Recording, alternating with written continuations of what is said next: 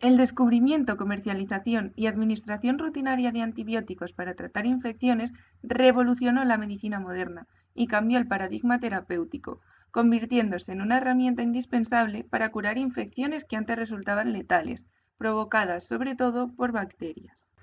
Estas sustancias químicas con capacidad antimicrobiana han salvado millones de vidas, tanto en el ámbito de la salud humana como en el de la sanidad animal.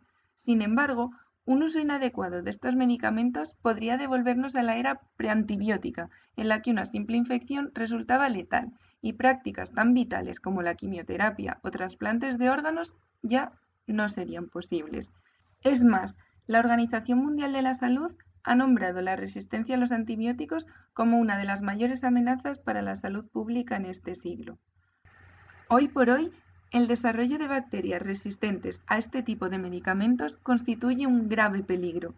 Las bacterias multiresistentes causan 700.000 muertes al año en el mundo y generan un gasto adicional en Europa de unos 1.500 millones de euros.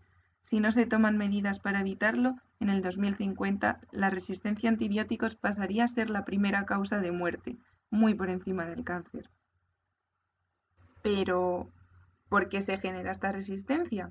En realidad, los antibióticos existen ya desde hace mucho tiempo, incluso cientos de millones de años, ya que surgieron como estrategia de competencia entre bacterias para disputarse determinados nichos ecológicos. Por lo tanto, los organismos productores de antibióticos, antes de producirlo, debían tener un sistema de inmunidad que los protegiera frente a ellos. Este es el origen principal de los mecanismos de resistencia, aunque también la evolución ha desempeñado un papel importante en este proceso. Muchos de los mecanismos de resistencia se han generado por transferencia génica horizontal a bacterias patógenas procedentes de organismos productores. No obstante, la actual toma descontrolada de antibióticos conduce a un aumento de la selección y propagación de las bacterias resistentes. Son estrategias o mecanismos codificados en el genoma de la bacteria lo que les confiere esta característica de evasión a los antibióticos. Las estrategias más comunes son, por un lado, se puede dar la expulsión del fármaco mediante transportadores, ya sean inespecíficos o específicos, como es el caso del transportador TET-A, que expulsa tetraciclina, consiguiendo que no se alcancen concentraciones letales para la bacteria. Otra estrategia sería la destrucción del antibiótico mediante enzimas específicas, como por ejemplo las lactamasas o penilicinasas. También se pueden generar modificaciones inactivantes en el fármaco, por ejemplo, por fosforilación o por adenilación, entre otras. Por otro lado, ciertas bacterias resistentes inducen cambios en la molécula blanco de los antibióticos, impidiendo la interacción del fármaco con ella. Por último, también es común la protección de la molécula blanco. Es decir, se generan proteínas o sistemas que evitan que los antibióticos afecten a una determinada ruta, por ejemplo, rompiendo el bloqueo que produzca el antibiótico en una vía de señalización. No obstante, cabe destacar que estos mecanismos no son los únicos que permiten a las bacterias la evasión de los antibióticos, sino que en ocasiones, normalmente debido a distintos factores ambientales de estrés para la bacteria, ciertas poblaciones pueden entrar en un estado de persistencia o durmiente en el que las bacterias no son afectadas por los antibióticos porque tienen un metabolismo muy bajo o nulo. Al eliminar el antibiótico, las bacterias vuelven a crecer, pero la población sigue siendo sensible al fármaco. Es decir, esto no es un mecanismo de resistencia, solo es una estrategia para sobrevivir al fármaco. Esto tiene consecuencias importantes en cuanto a la lucha frente a los microorganismos. Si bacterias resistentes a antibióticos son capaces de refugiarse en el estado durmiente, se comportan casi como bacterias resistentes, aunque no lo sean. Ahora vamos a convertirnos en científicos. Nos llegan pacientes a los que les ha dejado de ser eficaz un fármaco y nos piden identificar por qué ha pasado esto. Vale, lo primero que deberíamos tener en cuenta es conocer la bacteria responsable de la enfermedad y el medicamento que se le está administrando. Aquí vamos a hacer un inciso, y es que existen dos tipos de antibióticos, los antibióticos bacteriostáticos y los antibióticos bactericidas.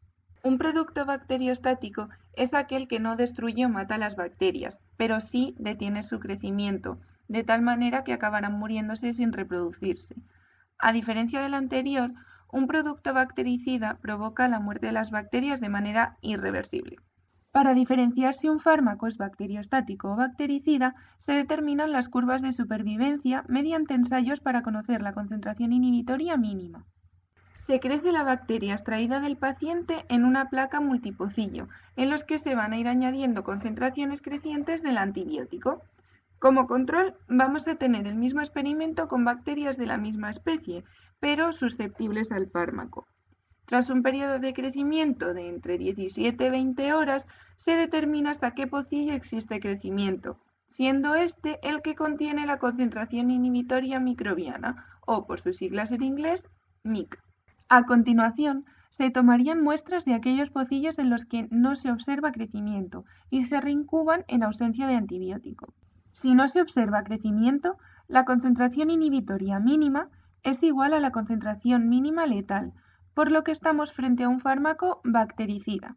En este caso, la resistencia se podrá identificar debido a que se producirá un aumento de la MIC con respecto al control, debido a que se necesita una mayor concentración del fármaco para evadir la resistencia de la bacteria y matarla.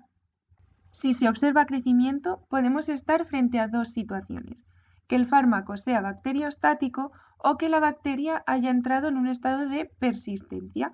En estos casos, normalmente la MIC de las bacterias del paciente y del control van a ser similares. Para diferenciar persistencia de fármaco bacteriostático, se debe realizar un ensayo de MDK, es decir, la medición del tiempo mínimo letal. El MDK99 o MDK 99,99 determinan la duración mínima requerida para matar a un 99 o un 99,99% de las bacterias. Las que sobreviven son las persistentes, pudiendo medir así los niveles de tolerancia de cada población bacteriana. En este caso, se utiliza una concentración mayor a la MIC y tiempos de exposición progresivamente mayores, de días. Pasado este tiempo, como hicimos anteriormente, se elimina el antibiótico del medio y se dejan los cultivos un tiempo de incubación, con el fin de que aparezcan o no bacterias persistentes.